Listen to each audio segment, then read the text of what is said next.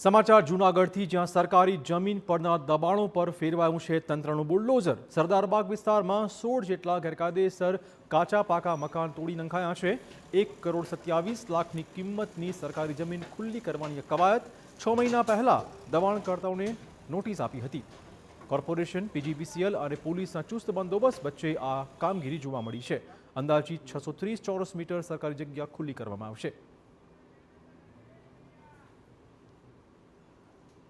सरदारबाग में आवेला अलग अलग 16 जेटला आसामीओना काचा पक्का मकान दूर करवानुं आयोजन करवामां आवेल, जेमां मामलतदार श्री जूनागढ़ शहरनी टीम, पीजीवीसीएलनी टीम તેમજ કોર્પોરેશન જૂનાગઢની ટીમ દ્વારા સંકલિત કાર્યવાહી હાથ ધરવામાં આવેલ છે।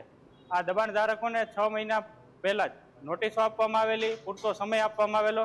ત્યારબાદ કાયદેસરની કાર્યવાહી અનુસરીને જ તમામ દબાણદારોને પૂરતો સમય આપ્યા બાદ આ દબાણ દૂર કરવામાં આવેલ છે।